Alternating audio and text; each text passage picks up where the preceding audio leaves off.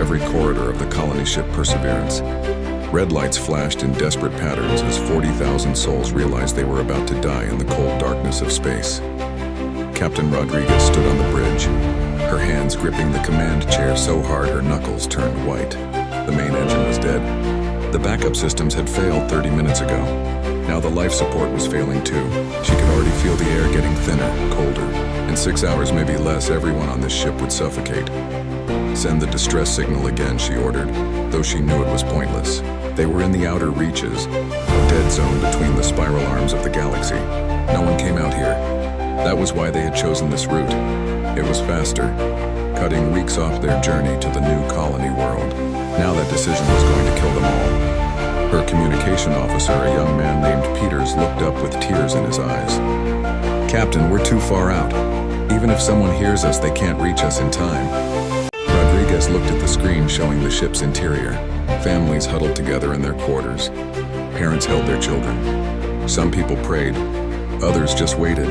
She had failed them all. The bridge door opened and Ambassador Sarah Chen walked in. She was supposed to be establishing Earth's first major colony, representing humanity to the galaxy.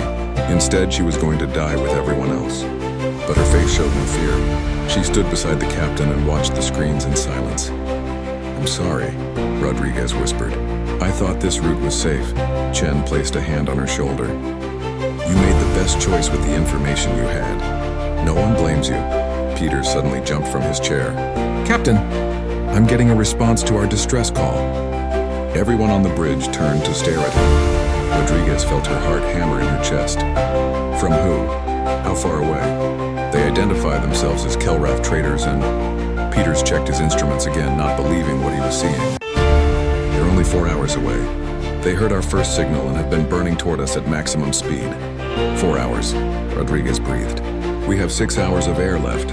It's going to be close, but they might make it. Tell them we have 40,000 people aboard." "Tell them..." "Captain, they already know," Peters interrupted. "They've scanned our ship." "And they're saying..." "They're saying they can take everyone." Chen stepped forward. "How? 40,000 people need life support, space, resources. How can a trader ship handle that?" The answer came back quickly. The Kelrath captain, who called himself Tekna, explained in broken but understandable English. They would dump their entire cargo hold into space. Every piece of merchandise they were carrying, every valuable thing they owned. They would convert the cargo areas into emergency shelters. It would be crowded and uncomfortable, but everyone would survive. "But your cargo," Chen said into the communication channel. "That must be worth a fortune." "Your entire business." There was a pause, then Tekna's clicking, insect-like voice came through the translator. "Life is worth more than profit. We will not let you die when we can prevent it. This is the Kelrath way." Rodriguez watched through the view screen as the Kelrath merchant fleet approached. There were 5 ships, their hulls painted in bright colors with swirling patterns. They looked nothing like the sleek human vessels. These were working ships, worn and practical, and they were dumping everything they owned into the void of space. Crates tumbled into the darkness. Containers of rare minerals, technological components, exotic foods, artwork. Millions of credits worth of goods just thrown away. The Kelrath crews worked frantically, clearing every available space to make room for the humans they had never met. The rescue took 3 hours. The Kelrath docked their ships to the Perseverance and opened their airlocks. Human families streamed through, carrying what few possessions they could grab. The Kelrath crew members guided them gently, their mandibles clicking in what might have been reassuring sounds. They were tall, their bodies covered in chitinous plates that shimmered green and blue under the lights. Their large compound eyes reflected the frightened faces of human children, but their movements were careful, kind. Chen was one of the last to leave the Perseverance. She stood with Captain Tekna in the cargo hold of his flagship, now crammed with humanity. The space smelled strange to her, alien, but it was warm and the air was good.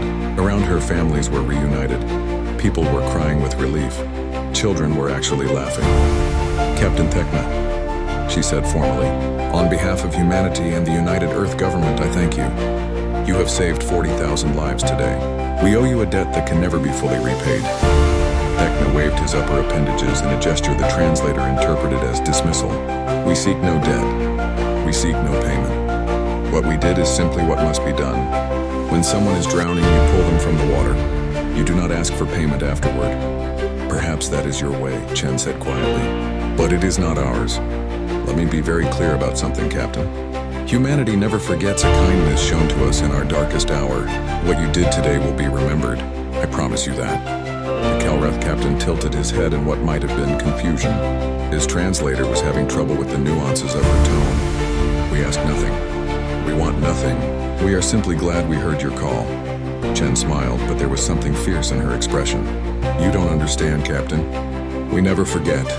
And someday, when you or your people need us, we will be there. I don't care if it takes 10 years or 1,000. Humanity will remember. The Kelrath carried the survivors to the nearest human outpost, a journey of 2 weeks in cramped conditions. They refused any payment, though Earth offered millions. They refused honors and medals. Captain Thekna simply said that seeing the humans safe was reward enough.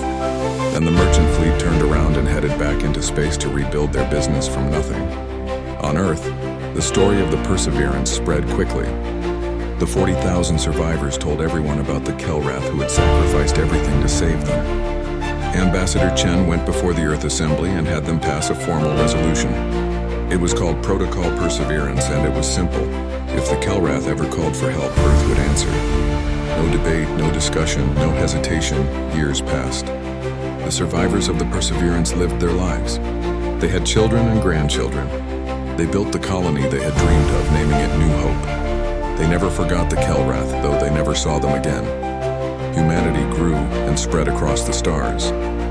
They became traders, explorers, warriors, diplomats. Earth colonies numbered in the hundreds. The human fleet became one of the strongest in the galaxy. They made friends and enemies, joined the Galactic Council, and carved out their place among the stars. And always, in every human school, children learned about the Perseverance. They learned about the Kelrath who asked for nothing and gave everything. They learned that humanity pays its debts. 150 years later, in a small museum on Earth, there was a memorial. It showed a Kelrath ship alongside the Perseverance. Below it, written in 30 languages, were the words Sarah Chen had spoken that day. Humanity never forgets. Most people walked past it without stopping. It was ancient history now. The Kelrath had faded from the news, from politics, from relevance. The galaxy had moved on, but the memorial remained. And the promise remained, waiting for the day it would be needed.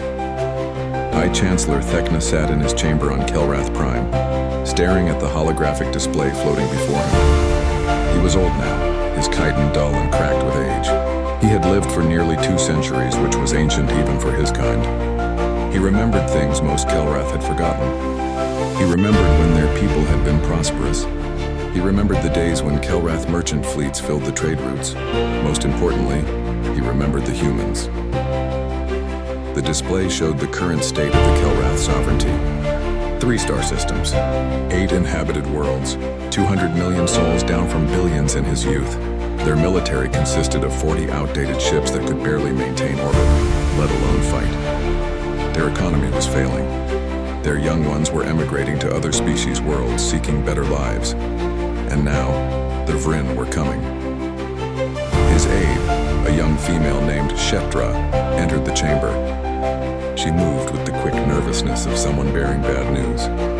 High Chancellor, the Vrin ambassador has sent their final message. Play it, Thekna said quietly. The display shifted to show a Vrin commander. The Vrin were reptilian, covered in scales that gleamed like metal. Their eyes were cold, calculating. The commander spoke with the bored tone of someone stating an obvious fact. The Vrin hegemony hereby claims all Kelrath systems as sovereign territory. You have 72 hours to evacuate your military vessels from Kelrath Prime's orbital space. Resistance will be met with appropriate force. This is not a negotiation. The message ended. Shetra's antennae drooped with despair. What do we do, High Chancellor? Our ships cannot fight theirs. The Galactic Council says they will issue a formal protest, but nothing more. No one will help us. Thekna was quiet for a long time. He thought about his people, about the children playing in the gardens below his tower, about the families who had lived on these worlds for thousands of years. Then he thought about a cold day in space 150 years ago, when he had dumped his cargo hold to save strangers. Send a message, he said finally. Send it to all the worlds where we once traded. Send it to the species who remember us. Tell them goodbye. Tell them the Kelrath thanked them for the years of peace and trade. Tell them our story ends, but we end it with dignity. High Chancellor, Shetra was confused. A goodbye message? Yes, Thecna said. We cannot fight. We cannot flee. We cannot hide. But we can choose how we are remembered. Send the message everywhere. Make sure it reaches Earth especially. Earth? Shetra had heard of them, of course. The humans, but they were far away, powerful, busy with their own affairs. Why Earth particularly? Thecna's mandibles clicked in what might have been a sad smile. Because I once met a human who made me a promise. I told her we wanted nothing, expected nothing. But she said humans never forget. I did not believe her then. Perhaps I was right not to, but send the message anyway. The message went out across the galaxy. It was simple and dignified. The Kelrath did not beg. They did not demand help. They simply stated facts. The Vryn were coming. The Kelrath could not stop them. This was the end of their sovereignty, possibly their species. They thanked those who had been their friends. They wished the galaxy well. On hundreds of worlds, the message was received and filed away. Most governments issued polite statements of regret. Some sent sympathy. None offered help. The Vryn were too powerful, too dangerous. No one wanted to risk war over 3 insignificant star systems. But on Earth, something different happened. Ambassador James Chen was in the middle of a routine assembly session when the message came through. He was the great-grandson of Sarah Chen, and he wore her old diplomatic pin on his jacket. It was a family tradition. He barely paid attention as the communication officer announced an incoming message from the Kelrath sovereignty. Then the message played, and the entire assembly hall went silent. James Chen watched the old Kelrath chancellor speak. He saw the dignity in that alien face, the acceptance of death, and then he heard the words that changed everything. We especially thank the humans who we once aided. We hope they have lived good lives. We hope the children of the Perseverance knew happiness. The chamber stayed silent for 10 full seconds after the message ended. Then James Chen stood up.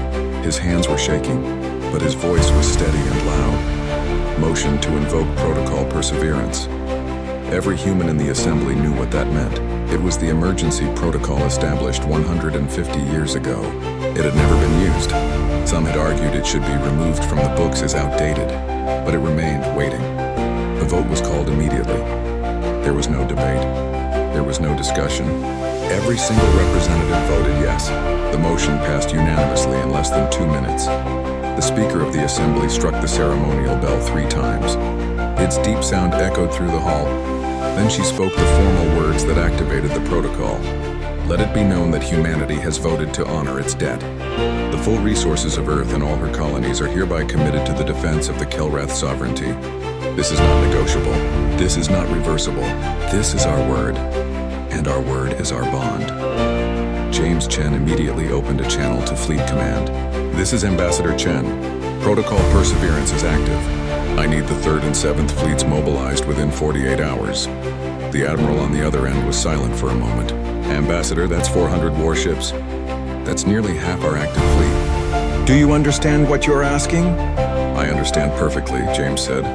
The Kelrath saved 40,000 human lives when they had no reason to do so. They gave up everything they owned. We made a promise that day, Admiral. Now we keep it. The Vryn will not back down from this, the Admiral warned. We could be starting a war. Then we start a war, James replied calmly. Send the ships. Within hours, the news spread across human space. At first, many people did not understand. Why was Earth risking war for an alien species most had never heard of? The Kelrath were insignificant. This made no strategic sense. Then the story came out. Historians pulled the old records from the Perseverance incident. They interviewed the descendants of the survivors. They showed footage of the Kelrath dumping their cargo, sacrificing their livelihoods to save strangers. A woman named Maria Rodriguez spoke on the Planetary News Network. She was 90 years old, her face lined with age. My grandmother was Captain Rodriguez of the Perseverance, she said, tears streaming down her face. She told me the story every year on the anniversary. She told me how the Kelrath came when no one else would, how they asked for nothing, how they saved my family. She looked directly into the camera. We owe them everything, everything. and now we pay that debt. The mood on Earth shifted. This was not about strategy or politics. This was about something deeper. This was about the kind of species humanity wanted to be. Did they keep their promises? Did they remember kindness? Did they stand by those who had stood by them? In shipyards across human space, workers volunteered for extra shifts. Ships that were scheduled for maintenance were pushed back into service. Pilots who had retired came back to duty. The message was clear. Humanity was going to war, and they were going all in. The Vrin received Earth's official message 72 hours after the protocol was invoked. It was delivered by Ambassador Chen himself, broadcast on all frequencies so everyone in the galaxy could hear. This is Ambassador James Chen of the United Earth Government. The Vrin hegemony is hereby ordered to withdraw all military forces from Kelrath space immediately. Any hostile action against the Kelrath will be considered an act of war against humanity. You have 48 hours to comply. This is not a negotiation. The Vrin commander who received the message actually laughed. He sent back a reply dripping with contempt. Humanity threatens war over 3 worthless systems? You overextend yourself for sentiment. We do not fear your emotional theatrics. The Kelrath are ours. Stay out of this. Admiral Kwame Okafor read the Vrin response on the bridge of his flagship, the Dreadnought Indomitable. He was a tall man with white hair and scars from a dozen battles. He had fought pirates, rebels, and hostile aliens. He had never lost an engagement. He composed a single-line response and sent it back to the Vrin commander. You should. Then he gave the order, and 400 human warships jumped to faster-than-light speed, heading for Kelrath space. Behind them, 1,000 more ships began preparations to follow if needed. On Kelrath Prime, High Chancellor Thekna received word of what was happening. At first, he did not believe it. Then the reports kept coming. Human fleets were mobilizing. Earth had declared the Kelrath under their protection. They were coming. The old Chancellor sat down heavily, his legs suddenly weak. Kshetra stood beside him, reading the reports with disbelief. They remembered, Thekna whispered. After 150 years across half the galaxy, through all the changes in time, they remembered. What do we do now? Kshetra asked. Thekna looked up at her, and for the first time in months there was hope in his ancient eyes. Now we survive, because the humans are coming, and when humans make a promise, they keep it. The war room on Earth was packed with military commanders, diplomats, and corporate executives. It had been 36 hours since Protocol Perseverance was invoked, and the mobilization was moving faster than anyone thought possible. Admiral Okafor stood at the center of the room. Holographic displays floating around him showing ship positions, supply lines, and tactical data. Status report, he ordered. Commander Lisa Park stepped forward. 3rd Fleet is already in position at the staging area. 212 ships fully armed and supplied. 7th Fleet will join them in 6 hours. That gives us 417 warships total. We also have offers of support from independent captains and colony defense forces. Another 100 ships if we want them. We want them, Okafor said immediately. Every ship counts. What about supplies? That is where things get interesting, sir, Park said. She pulled up a new display. Normally, moving this many ships this fast would strain our logistics network to the breaking point. But we are getting help from unexpected sources. The display showed data streaming in from across human space. Okafor read it with growing amazement. These numbers cannot be right. They are, sir, Park confirmed. Every major human corporation has suspended normal operations to support the deployment. Chenokoro Industries has diverted its entire shipping fleet to move military supplies. Stellar Dynamics is manufacturing ammunition around the clock and delivering it at cost. Morrison Foods is providing rations for free. And those are just the big ones. Small businesses are contributing too. A restaurant chain on Mars is sending care packages to every ship. A toy company on Europa is sending stress relief items for the crew. Ambassador Chen entered the room and several people stood in respect. He waved them back to their seats. I have just come from addressing the Galactic Council, he said. They are not happy with us. 16 different species have filed formal protests. They say we are being reckless, that we are going to start an unnecessary war, that the Kelrath are not worth this level of commitment. And what did you tell them? Okafor asked. Chen smiled grimly. I told them that humanity remembers its friends. I told them that any species which does not understand that concept is not one we wish to associate with, and I told them that if they stand in our way, they will regret it. One of the diplomats, a nervous man named Harrison, spoke up. Ambassador, some of the council members are suggesting that we are only doing this to expand human influence. They say we are using the Kelrath as an excuse for territorial acquisition. Let them say what they want, Chen replied. We know the truth. Every human knows the truth. The Perseverance incident is taught in every school. This is not about politics or territory. This is about honor. A communication officer interrupted. Sirs, we are getting incoming messages from other species. A lot of them. More protests, Chen asked tiredly. No, sir, the officer said, looking confused. These are offers of support. The room went quiet. Okafor walked over to the communication station. Show me. The screen filled with messages. The first was from the Turian clans, a warrior species known for their fierce independence. The Turian clans recognize the honor in humanity's actions. We pledge 12 warships to assist in the defense of the Kelrath. We ask no payment except the right to fight beside you. Another message came from the Osirian free traders, merchants who traveled the space lanes. Humanity once helped us negotiate fair trade agreements when larger species tried to exploit us. We have not forgotten. We offer our cargo ships to move your supplies and our small defense fleet to scout for you. More messages came in. The Zephyr Collective sent medical ships. The Granite clans offered engineers. Individual captains from a dozen species volunteered their vessels. It was not an invasion force, but it was significant. More importantly, it showed that humanity was not alone in believing that some debts were sacred. How many total? Okafor asked. The communication officer did quick calculations. If we accept all offers, we will have another 80 ships from other species. Not all are military vessels, but they can support the effort. Chen nodded slowly. Accept them all. Let the galaxy see that this is not just humanity's fight. This is about principle. Any species that values honor and loyalty is welcome to stand with us. 2 days later, the combined fleet gathered at the edge of Kelrath space. It was the largest military force assembled in decades. 400 human warships formed the core, their hulls painted in the blue and white of the Earth Defense Force. Around them floated vessels of a dozen different designs, representing species who had answered the call.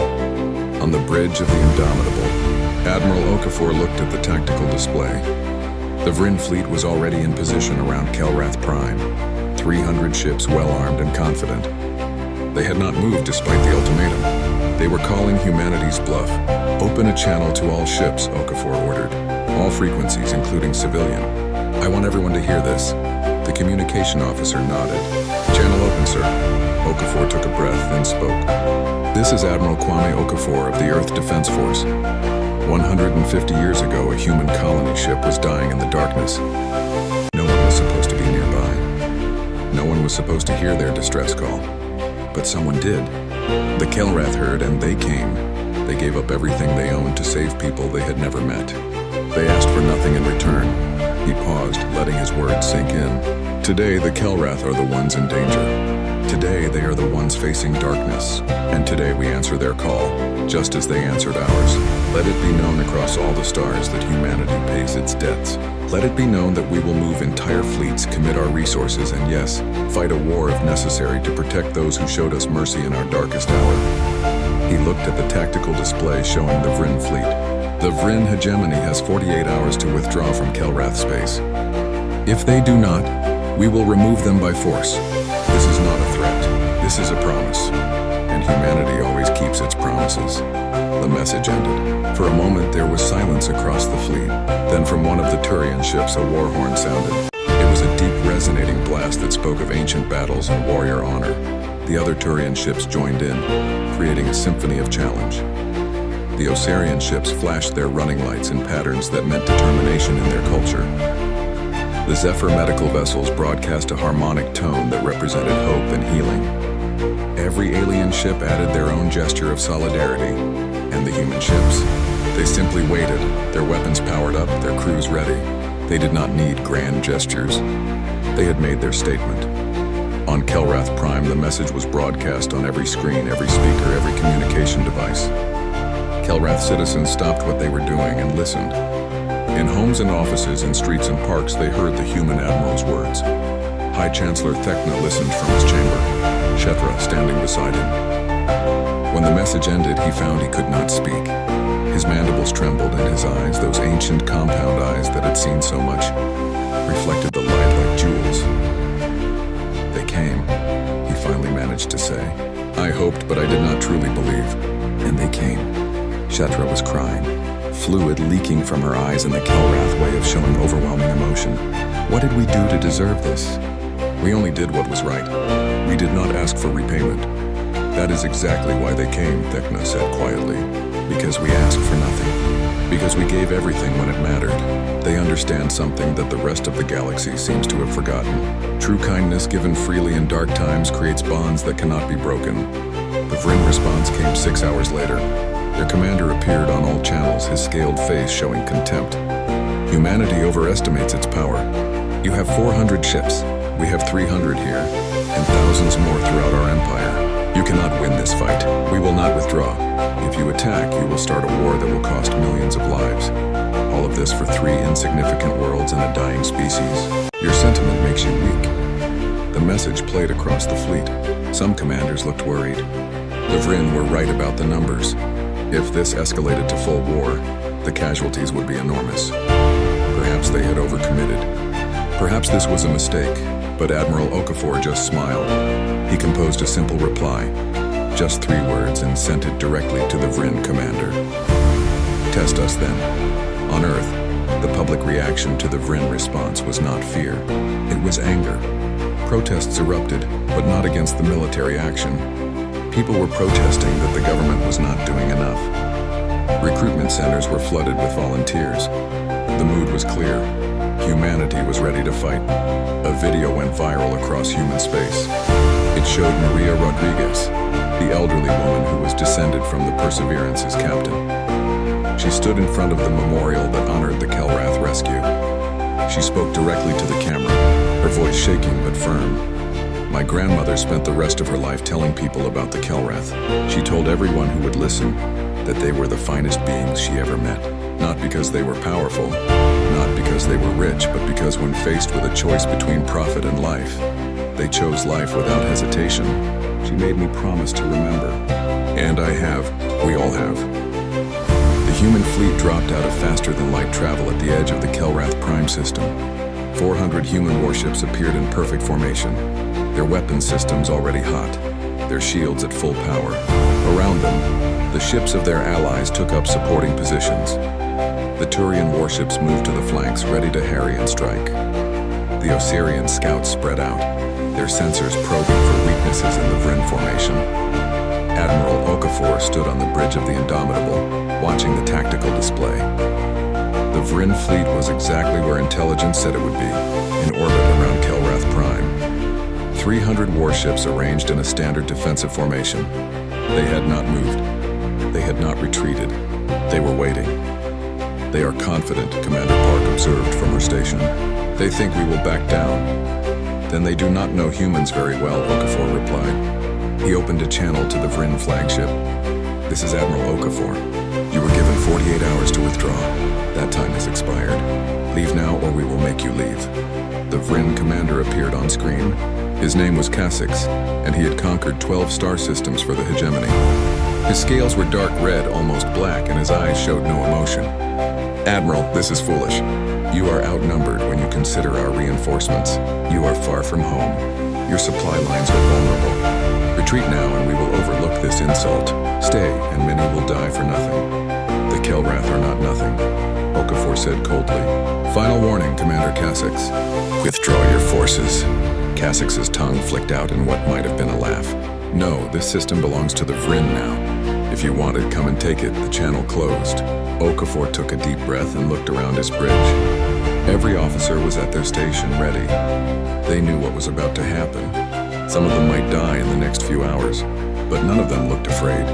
They looked determined. All ships, Okafor said into the fleet-wide channel. We did not come here to threaten. We did not come here to posture. We came here to fulfill a promise made 150 years ago. Today we show the galaxy what human honor looks like. Attack pattern Delta 7. Engage at will. The human fleet surged forward. The Vryn were expecting a traditional battle. Ship-to-ship combat? Formation against formation, a test of firepower and shields. That was how every species fought. That was how wars were won and lost in the galaxy. But humans had learned warfare in a different school. They had spent thousands of years fighting each other on Earth, developing tactics and strategies that other species had never imagined. They had refined these methods in the colonies against pirates and rebels in hostile environments. And now they brought all of that knowledge to bear. The first wave was not ships, it was drones. Thousands of them, small and fast, launched from the human vessels. They swarmed toward the Vryn fleet like angry insects. Too many to track, too small to waste heavy weapons on. The Vryn point defense systems opened fire, destroying hundreds of drones. But there were thousands more, and they kept coming. Some drones were bombs crashing into Vryn shields and detonating. The explosions did little damage individually, but they came in waves, never stopping, draining the shields bit by bit. Other drones were jammers, broadcasting noise across every frequency, disrupting Vryn communications and targeting systems. Still others were just recorders, cameras and sensors that mapped every detail of the Vryn fleet, finding weaknesses, identifying command ships. Their formation is breaking apart, Park reported. The drones are forcing them to spread their point defense fire. They cannot maintain tight coordination. Good, Okafor said. Second wave launch. The second wave was missiles. Not the massive ship killers that most species used. Those were too slow, too easy to intercept.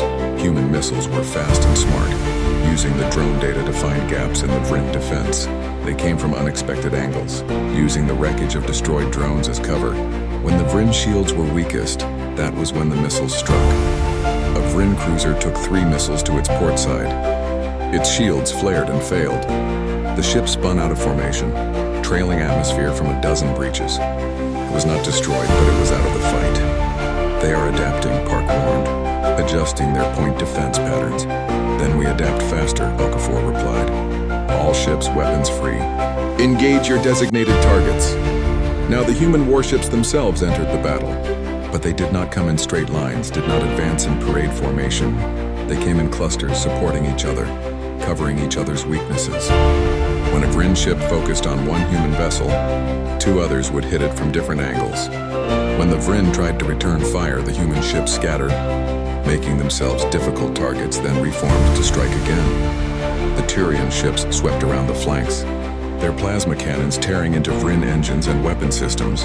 They did not try to destroy, just to disable. A ship without engines could not fight. A ship without weapons was no threat. The battle was chaotic, nothing like the organized fleet actions the Vryn were used to. There was no battle line, no clear front. It was 3-dimensional chaos, with ships moving in all directions, attacking from every angle. And through it all, the human drones kept coming, never stopping, always adapting. On Kelrath Prime, millions watched the battle on screens across the planet. They saw their old, outdated defense fleet trying to help, but mostly staying back as the Admiral had ordered. They saw the human ships moving like schools of fish, coordinated but fluid.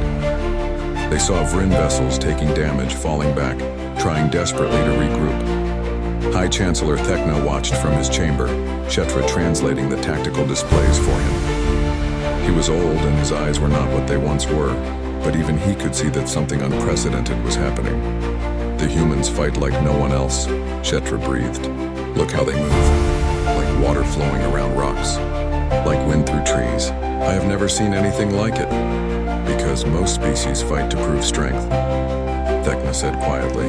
Humans fight to win. There is a difference. On the Indomitable's bridge, alarms suddenly blared.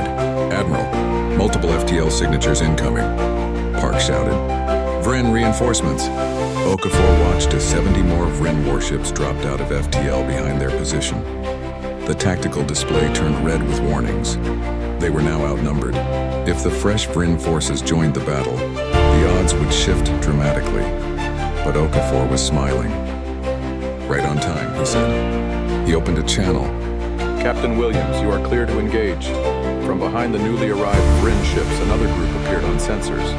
50 human vessels that had been hiding in the system's asteroid field, waiting in silent running mode, undetectable until they powered up their weapons. They were older ships, reserve fleet vessels crewed by veterans who had come out of retirement for this fight. The new Vrin forces found themselves trapped between two human groups. Before they could organize a response, the humans struck. Missiles and railgun fire hammered into the confused Vrin ships. Several took critical damage in the first 30 seconds. Admiral Kasich is breaking formation, Park reported. His flagship is retreating toward the outer system. Let him run, Okafor said. Focus on the ships that remain. Disable, do not destroy if possible. I want them to carry a message back to the Vrin hegemony. The battle continued for 2 more hours. It was brutal and intense, but the outcome became clear quickly. The Vrin tactics simply could not cope with the human approach. Every time they tried to regroup, human ships would strike from a new direction. Every time they tried to focus fire, their targets would scatter. Their communications were jammed, their sensors confused by the constant drone harassment. One by one, Vrin ships were disabled or forced to retreat. Some fought to the end and were destroyed, but most broke and ran when it became clear they could not win. By the time the battle ended, over 200 Vrin ships were fleeing the system. 40 more floated dead in space, their crews already being rescued by the medical ships. Only 20 had been completely destroyed, and even then, the humans had tried to give them chances to surrender. The human fleet had lost 12 ships, with 23 more heavily damaged. The Turian forces had lost 5. The casualties were not light, but they were far less than anyone had expected. As the last Vrin vessel fled the system, Okafor opened a channel to Kelrath Prime. High Chancellor Thekna, this is Admiral Okafor. The Vrin have been driven from your space. Your worlds are secure. On the planet below, Kelrath citizens poured into the streets. They did not cheer at first. They simply stood there looking up at the sky, watching the human ships on the view screens. It seemed impossible. They had been saved. After 150 years, the debt had been repaid. Then someone started the traditional Kelrath hum of gratitude. It was a deep, resonating sound that Kelrath made when words were not enough. Others joined in, and soon millions of Kelrath across the planet were humming together, a single voice of thanks that rose to the stars. In his chamber, Thekna hummed too, his old voice cracking with emotion. Shetra stood beside him, adding her voice to the chorus. They came, Thekna said again, as if he still could not quite believe it. Across all that distance, through all that time, they came. 3 weeks after the battle, Ambassador James Chen stood in the Galactic Council chamber. The circular room was filled with representatives from hundreds of species, their voices creating a cacophony of sound as they argued and debated. The topic, as it had been for weeks, was humanity's actions in Kelrath space. The Vrin ambassador, a different one since Kasich had been recalled in disgrace, stood at one of the speaking platforms. His voice was angry, humiliated. Humanity attacked Vrin forces without provocation. They violated our territorial claims. They must be censured, sanctioned, and forced to pay reparations. Other voices joined in. Some species were concerned about humanity's display of military power. Others worried about the precedent this set. If any species could declare protection over any other, where would it end? The galaxy needed order, structure, rules. Chen waited patiently for his turn to speak. When the moderator finally called on him, he walked slowly to the central platform. The chamber quieted. Everyone wanted to hear what humanity would say. Honored delegates, Chen began, his voice calm and clear. I have heard your concerns. I understand your worries. But I want to be absolutely clear about something. Humanity does not apologize for what we did. We would do it again tomorrow if needed. And we will do it again for any species that earns our loyalty the way the Kelrath did. The chamber erupted in shouting. Chen waited for it to die down, then continued. The Vrin claim we attacked without provocation, but they are wrong. The Kelrath asked for nothing, but we heard their goodbye message. We heard them accepting death with dignity. That was all the provocation we needed, because 150 years ago, the Kelrath saved 40,000 human lives at tremendous cost to themselves. They created a debt whether they wanted to or not. He looked around the chamber, making eye contact with as many delegates as possible. Today I'm here to propose something new. The Galactic Council has rules for trade, for borders, for 1,000 small things. But we have no rule about the most important thing of all, loyalty. We have no protection for species that help others in their darkest moments. Today that changes. Chen pulled up a holographic document for everyone to see. This is the Perseverance Doctrine. It is simple. Any species that provides life-saving aid to another species in a time of existential crisis, asking nothing in return, is granted protected status. Any attack on such a species is considered an attack on the species they once saved. This creates a web of mutual protection based on actual demonstrated kindness, not just political alliances. The Vryn ambassador hissed in anger. This is absurd. You cannot legislate morality. You cannot force the galaxy to care about ancient debts. You are right, Chen replied. We cannot force anyone to care, but we can make it very clear what happens when you attack someone who has demonstrated true compassion. The Vryn learned that lesson. We are happy to teach it again to anyone else who needs it. The debate raged for hours. Some species supported the doctrine. Others called it interference. But in the end, something unexpected happened. The smaller species, the ones who often felt vulnerable in galactic politics, voted overwhelmingly in favor. They saw the perseverance doctrine as protection. If they helped others, they would be helped in return. The doctrine passed with a slim majority. It was not perfect, and it would take years to fully implement, but it was a start. The galaxy now had a formal recognition that some debts were sacred, while the politicians debated the real work was happening in Kelrath space. Human engineers arrived by the thousands. They came with plans and equipment, with knowledge and resources, but more importantly, they came with respect. Commander Lisa Park had taken a leave from the military to oversee the reconstruction effort. She stood on Kelrath Prime, watching as human and Kelrath workers collaborated on rebuilding the planet's defense grid. The old Kelrath systems were being replaced with modern Earth technology, but the Kelrath were not just receiving charity. They were learning. Every human engineer was paired with Kelrath students, teaching them how the systems worked, how to maintain them, how to improve them. The goal is not to make you dependent on us, Park explained to a group of young Kelrath engineers. The goal is to give you the tools to defend yourselves. We will not always be here, but the knowledge we share will be yours forever.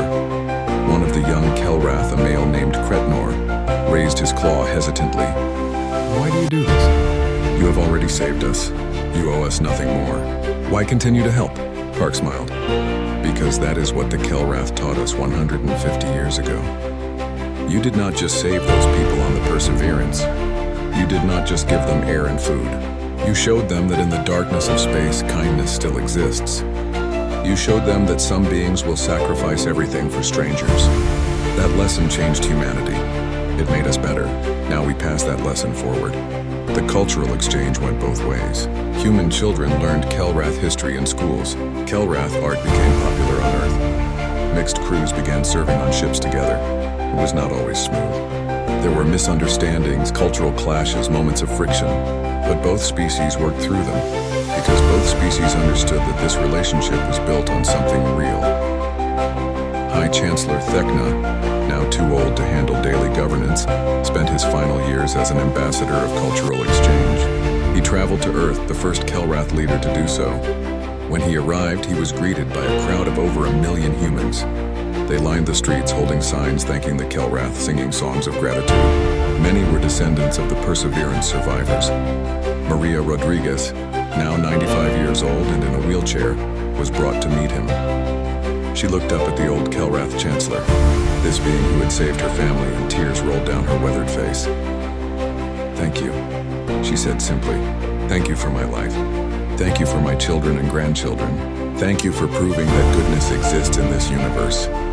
Thekna's mandibles trembled. He knelt down, bringing his face level with hers. In broken English, with his natural clicking accent, he replied, "Thank you for remembering. Thank you for teaching the galaxy what loyalty means. You humans, you are something special." The old woman smiled. So are you. The years continued to pass. The Kelrath population, boosted by medical technology and economic stability, began to grow again. New colonies were founded. The Kelrath military, trained by human advisors and equipped with modern technology, became capable of defending their space. They would never be a major power, but they would never be helpless again. The Vryn never came back. The defeat in Kelrath space had been humiliating, but more than that, it had been educational. They learned that some species valued things other than power and territory. They learned that attacking those who had shown compassion was not just strategically foolish, It was morally indefensible. The Vryn Empire did not fall, but it became more cautious, more respectful of boundaries. Other species took note. The Perseverance Doctrine began to shape galactic politics in subtle ways. Species began helping each other more openly, knowing that such actions created bonds of protection. The galaxy did not become a utopia, but it became a little bit better. 50 years after the battle, a monument was unveiled on Kelrath Prime. It was built in the central square of the capital city, where millions could see it. The monument showed two figures, a Kelrath standing beside a human, their appendages clasped together. The Kelrath figure looked remarkably like the old recordings of Captain Thekna. The human figure was Ambassador Sarah Chen, the woman who first made the promise. The inscription was written in both languages and dozens of others. It read, "They came when we fell, we came when they called. This is the way of true civilizations." At the unveiling ceremony, Ambassador Chen's great-great-granddaughter stood beside the current Kelrath High Chancellor. They were friends, these two, having grown up together in the new era of human-Kelrath cooperation. The human woman, named Sarah after her ancestor, spoke to the crowd. "My great-great-grandmother made a promise 150 years ago. She said humanity never forgets. Today, we have kept that promise. But this monument is not about the past. It is about the future. It is a reminder to every generation that will come after us. Kindness matters. Compassion matters. And when someone shows you mercy in your darkest hour, you remember. You remember? And when their hour comes, you stand with them, no matter the cost." The Kelrath Chancellor, a young female named Thara, named after the old High Chancellor Thekna, as was tradition, spoke next. Her voice was strong, confident. The Kelrath were dying. Our species was fading. We had accepted our end. Then humanity came. They did not come for profit or territory. They came because 150 years ago, we did the right thing. We showed kindness to strangers. And that kindness, given freely, expecting nothing, created a bond that saved our species. She looked at Sarah, then at the monument, then at the crowd of thousands of humans in Kelrath standing together. Our children will learn this story. Their children will learn it. For as long as the Kelrath exist, we will remember, and we will teach the galaxy what humanity taught us. That true strength is not in weapons or ships. True strength is in keeping your word, in standing by those who stood by you.